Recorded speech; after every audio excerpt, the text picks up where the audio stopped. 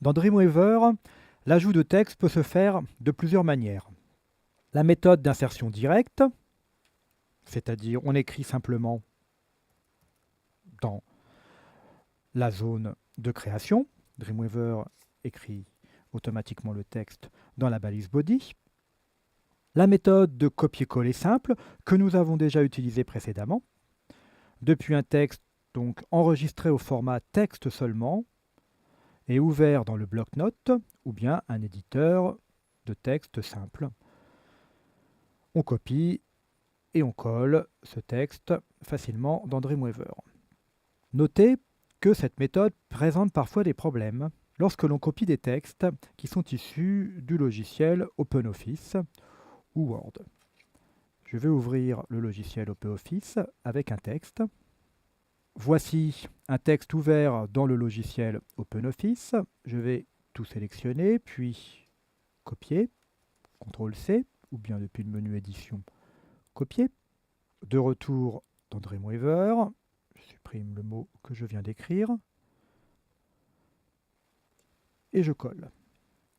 CTRL-V. Si l'on regarde le code qui a été généré, Dreamweaver, ou bien plutôt le collage depuis OpenOffice, a généré des balises en trop, notamment une balise body qui n'a rien à faire à cet endroit-là. Donc, copier-coller depuis le logiciel OpenOffice peut présenter parfois quelques inconvénients. Je vais annuler ce collage, CTRL-Z, ou bien depuis le menu édition, CTRL-Z, annuler. Une autre méthode, plus efficace, consiste à transformer donc tous les textes que vous avez en texte enregistrés au format texte seul et à les ouvrir directement dans Dreamweaver. Depuis le menu Fichier, Ouvrir, nous allons choisir un texte enregistré au format TXT.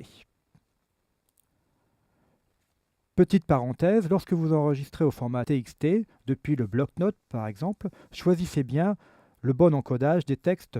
Toutes nos pages HTML sont créées au format d'encodage UTF-8, donc lorsque vous enregistrez dans le bloc-notes, choisissez bien l'encodage UTF-8. Dreamweaver a ouvert l'ensemble de ce texte dans une nouvelle fenêtre. Je peux à présent utiliser le raccourci CTRL-C, revenir sur mon document pour coller. CTRL-V. Dans ce cas, aucune balise supplémentaire n'a été ajoutée. Je vais à présent mettre en forme ce texte. Donc, cette partie du texte, la règle spéciale, est un élément de caractère titre. Donc, je vais modifier son caractère. Donc, je fais un retour à la ligne pour supprimer le retour que OpenOffice m'a proposé. Et puis, je vais créer un véritable retour à la ligne. Sélection du titre et changement en en-texte simple. De la même manière, le texte ici écrit Fender. Je vais modifier le retour que Dreamweaver m'a proposé pour en faire un réel. De la même manière à cet endroit. J'ai donc le texte situé tout seul dans la page que je transforme en en-tête de niveau 2. Nous pouvons facilement modifier certains mots de ce texte en lui donnant un caractère particulier, notamment en choisissant des textes plus gras pour certains ou des textes en italique. Je vais sélectionner ce premier texte et dans la palette propriétés, je m'assure que je suis bien dans la catégorie HTML. Un clic sur la balise B crée dans le code une balise nommée strong qui place donc ce caractère, ce mot, de manière un peu plus forte. Je vais réaliser également la même chose pour ce mot. Nous pouvons également utiliser le caractère italique. Je vais utiliser celui-là pour règle spéciale. Dans le code, cela place ce mot entre deux balises EM. Luthier également.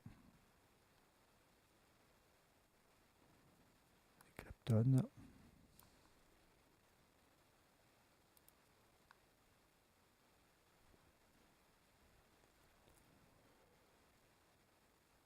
un retour à la ligne. Notez que nous avons inséré des balises strong et EM à l'intérieur de la page.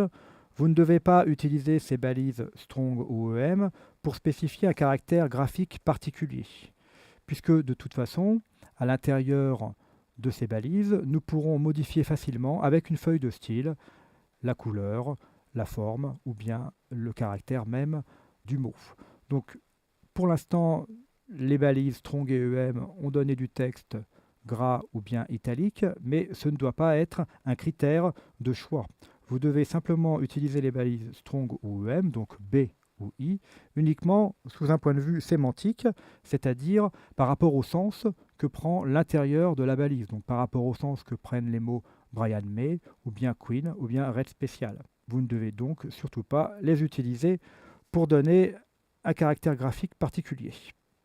Dans le module suivant, nous réaliserons les styles pour chaque élément de cette page.